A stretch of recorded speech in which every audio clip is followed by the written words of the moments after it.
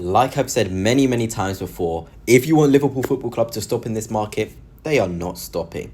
We've got extra news on big signings which could still happen this summer for them regarding a centre-half and a striker who I rate really highly. But before I begin, if you are new here, please hit the subscribe and the like as well. It'd be greatly appreciated. But yeah, let us get straight into the swing of things. And we're going to start with the Marc Guehi news and updates. I mean, it's big because according to Fabrizio Romano, of course, he says Marc Guehi remains high on Liverpool's list as new centre-backs. Not only the option, but contacts continue. New rounds of talks will take place this week.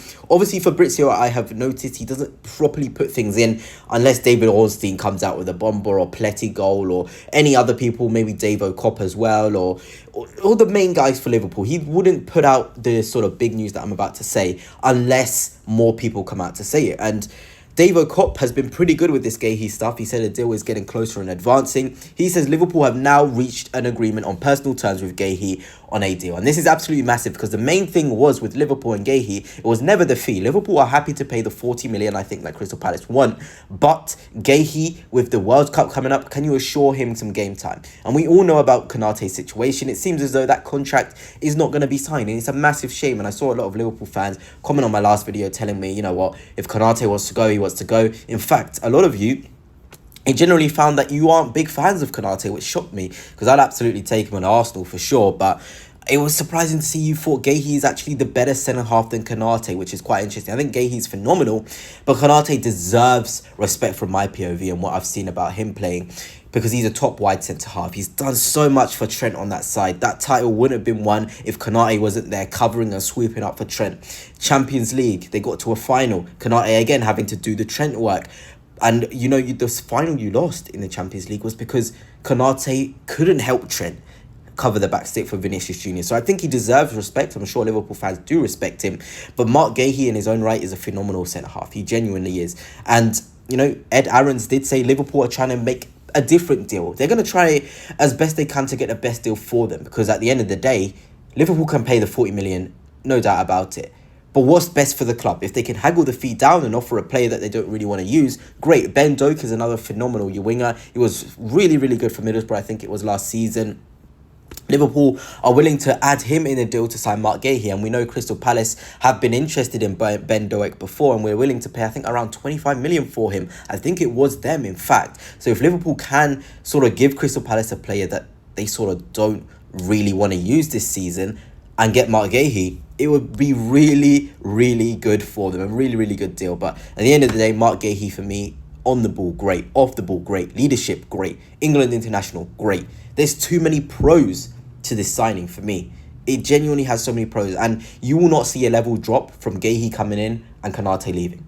If anything, it's more likely the level raises than it drops because Guehi is much better on the ball than Konate. He can defend the wide spaces as well, like Konate did. He's a good jeweler as well. There's many positives to Guehi coming in than there would be negatives. Maybe betting him in. Maybe the fans getting on his side because I've seen, again, a lot of you like Guehi coming in, but a lot of you also would miss Konate and are scolding the signing of Guehi. But at the end of the day, you could be in a situation where you have Marc Guehi, Virgil van Dijk, Konate and Joe Gomez as your centre-half options. And that would be phenomenal with Konsa obviously leaving.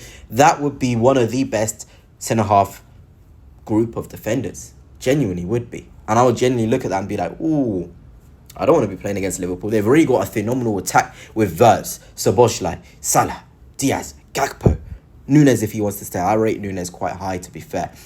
They have got the talent in those forward areas. Now they're going to add the depth at the back. Fair enough. But another big news coming out was Liverpool are working on the signing of Hugo Ekitike. We all knew there was interest, but I think this is the first time Fabrizio Romano has come out and categorically said Liverpool are working on Ekitike. They want Ekitike. They're doing the work now after they've completed the signings to get Hugo Ekitike. And Hugo Ekitike has so many different qualities which I really like in a centre forward. Somebody who can create, somebody who gets his shots off quickly, like Isak. When the ball comes into the box to Ekitike, he gets a shot off quickly.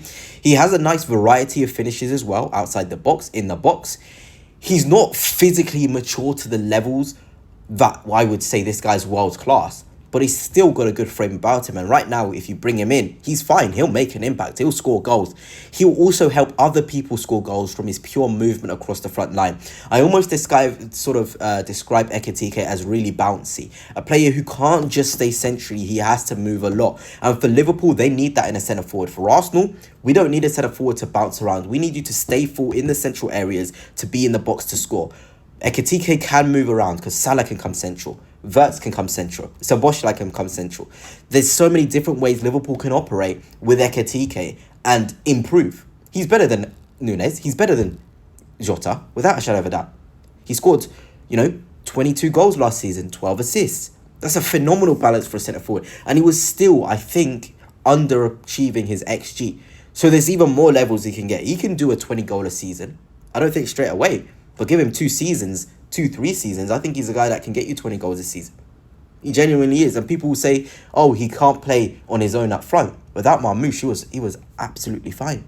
Absolutely fine. He operated fine. He was happy to take the main man role. He was pivotal in Frankfurt sort of getting a result. I know they lost the tie overall, but getting a result at the Tottenham Hotspur Stadium. A moment of quality. He can give a moment of quality from the striker position. And Liverpool need more players who can just provide moments of quality, can unlock a defence. Because, Liverpool won the league last year, but you want to dominate, right? You want players to come in and improve and get the small margins better. Ekitike will improve you and make those small margins where you drew or lost and maybe make them into wins. Maybe. You can't always say categorically Ekitike is going to do this, this and this. But he will, for a fact, change the small margins in the favour of Liverpool, where in the boxes they weren't clinical. The games like Aston Villa where Nunes missed away from home, Ekitike scores that easily. No doubt about it, he scores it. And that's what Liverpool certainly need. And we're looking at this sort of statistics. I mean, it's all greens. You don't need to be a stat merchant or a lover of stats to interpret how good this data is. He's phenomenal. Non-penalty XG.